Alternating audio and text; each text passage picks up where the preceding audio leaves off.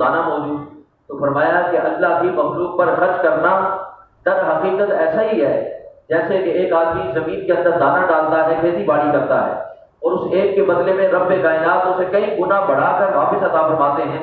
فرمایا جو مخلوق پر خرچ کیا جاتا ہے، پروردگار عالم خرچ کرنے والے کو اسی طریقے سے ہی دن دگنی رات دگنی جو ہے اسے ترقی عطا فرماتے ہیں۔ ہر گزرتے دن کے ساتھ اس کی عزت، شہرت، نام، دولت، ہر چیز بڑھتی چلی جاتی ہے۔ تو کہنے کا مقصد یہ ہے، نصاب کیا ہے؟ 7.5 تولے سونا، 52.5 تولے چاندی، یا اس کے مساوی رقم آپ کے پاس موجود، یا مال تجارت آپ کے پاس موجود۔ جب ایک سال مقررہ پر گزر جائے گا تو دوستو یاد رکھیں کہ اس میں سے پھر آپ کو زکوٰۃ ادا کرنی ہوگی۔ اگر شادی ہوئی اور شادی کے موقع پر جو زیورات تیار کیے گئے اس کی مقدار 7.5 تولے سے زیادہ تھی، اور مرد نے وہ شادی اس شادی کے موقع پر یعنی وہ جو اہلیہ تھی ان کی وہ 7.5 تولے سونا یا اس سے زیادہ جو مالیت کا سونا تھا وہ سارے کا سارا جتنا بھی تھا حق مہر میں جو ہے ان کو دے دیا۔ یاد رکھیں اب اپنے طور پر جو ہے اس سونے کی جو زکوٰۃ ہے ادا کرنا یہ عورت کے ذمہ ہے۔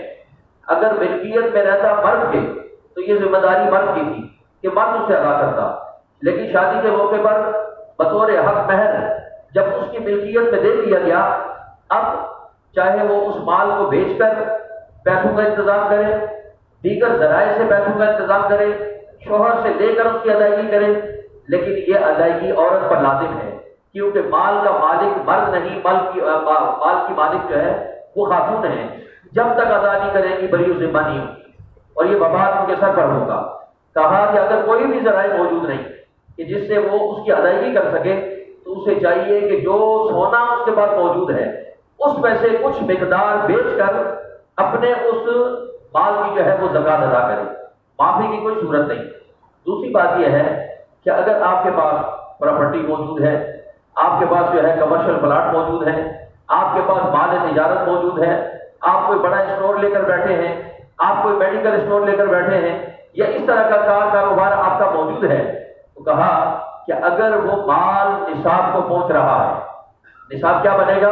52.5 تولے چاندی، وہ جتنی بھی رقم ہے، وہ 50 لاکھ ہے، وہ 2 لاکھ ہے، وہ 10 لاکھ ہے، وہ جتنی بھی اس کی رقم ہے، کہا کہ آپ اس کا پورا حساب و کتاب کریں۔ اگر آپ ہے مقروض، آپ نے کسی کا قرض دینا ہے، تجارت بھی ہے، کاروبار بھی ہے، لیکن آپ کا کل اماؤنٹ بنا 30 لاکھ، 10 لاکھ کے آپ مقروض ہیں، فرمایا کہ زکوٰۃ کی ادائیگی 30 لاکھ سے نہیں، 10 لاکھ قرض کی مد میں جو رقم ہے اس کو آپ علیحدہ کر دیں گے، جو باقی ماندہ 20 لاکھ روپے آپ کے پاس موجود ہے، کہا کہ اس حساب سے آپ نے کیا کرنا ہے، یعنی اپنی زکوٰۃ ادا کرنی ہے۔ یعنی آپ آسانی سے یوں سمجھ لیں 1 لاکھ روپے آپ کے پاس موجود ہے، 40واں حصہ یہ زکوٰۃ ہوتی ہے۔ اب اگر 40واں حصہ آپ نکالیں گے تو کل ٹوٹل کتنے بنتے ہیں؟ 2,500 روپے۔ لاکھ روپے کے اوپر 2.5 لاکھ، 2,500 روپے، 1 کروڑ روپے کے اوپر 2.5 لاکھ روپے، 1 ارب کے اوپر 2.5 کروڑ روپے۔ یعنی تو سمجھے کہ کیا نکل رہا ہے؟ کچھ بھی نہیں۔ حضور نے فرمایا یہ تمہارے مال کی میل تھی، یہ گندگی تھی، یہ نجاست تھی، اگر آپ نے مال میں سے زکوٰۃ نکال دی کیوں سمجھے آپ کا مال پاک ہو گیا۔ حرام مال پاک نہیں ہوتا، یہ یاد رکھنا کہ زکوٰۃ ادا کرنے سے، زکوٰۃ حرام مال میں سے زکوٰۃ نکالنا یہ در حقیقت جرم پر جرم ہے، اپنے رب کے ساتھ مذاق کرنا ہے۔ پروردگار عالم اپنی مخلوق پر حرام مال نہیں، حلال مال میں سے زکوٰۃ نکلا کر اپنی مخلوق پر خرچ کرنا چاہتے ہیں، کیونکہ مقصد کیا ہے؟ جہاں ایک طرف چولہا جلے، ایک طرف لوگوں کے مسائل حل ہوں، ایک طرف لوگوں کو کھانے کو ملے، پہننے کو ملے، سر چھپانے کو ملے، ان کے جملہ جو بھی مسائل ہیں اس رقم سے جہاں ایک طرف لوگوں کے مسائل حل ہوں، دوسری طرف مخلوق خدا پر خرچ کرنے والے کو پروردگار عالم اسی مال کے بدلے میں اس کی بخشش و مغفرت بھی فرما دے۔